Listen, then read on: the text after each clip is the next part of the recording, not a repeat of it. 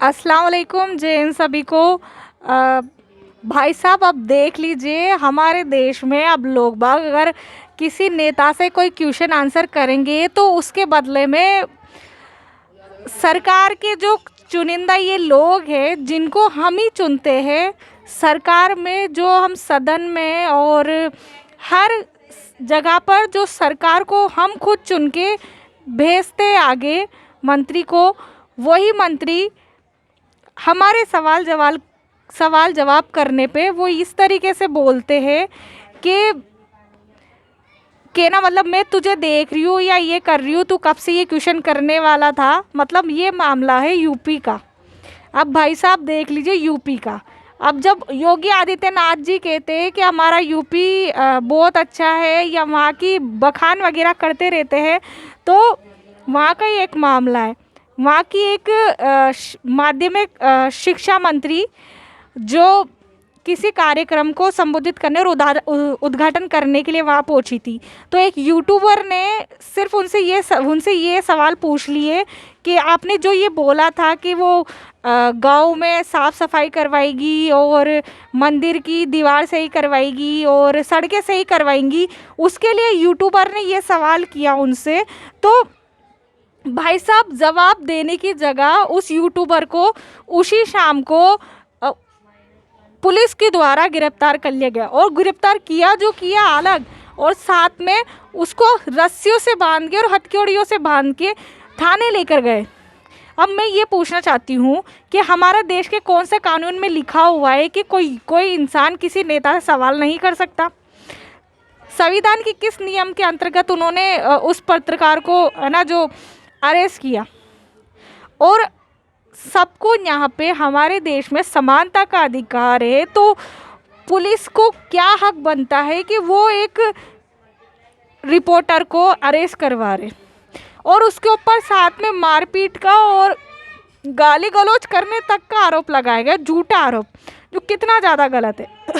अब मैं जो बीजेपी सरकार है उसके लिए उनको ये कहना चाहती हूँ कि आप लोगों को सिर्फ और सिर्फ अपने जो आपकी चापलूसी करने वाली मीडिया है और जो आपकी जो गोड़ी मीडिया है वो ही आपके हिसाब से चले, या फिर जो देश की और मीडिया है जो ऑनलाइन काम कर रही है, यूट्यूब चला रही है, उनकी कोई वो मोल नहीं है आपके। मतलब आप लोगों के हिसाब से चले, आपकी हाजी हाजी करे तब तो आपके लिए सही है। लेकिन अगर आपके खिलाफ हो जाए तो आप अपने हिसाब से कैसे भी केस लगवा दो, कितना गलत है।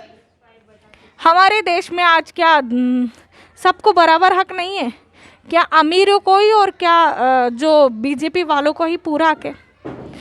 आप लोग अगर मेरी बात से सहमत हो तो बताइएगा। हमारे हालात देश के इतने ज़्यादा ख़राब कर दिए जब से श्री 1008 जी की सरकार आई है, तब से मतलब लोग बाग पढ़ाई में कम दिमाग लगा रहे और ज़्यादा ये जो मुद्दे हो रहे हैं उस पर ज़्यादा दिमाग लगा रहे। हमारा देश का हर युवा ये आज सवाल करता है कि हमारी पढ़ाई कहाँ हो रही, कहाँ है हमारी पढ़ाई?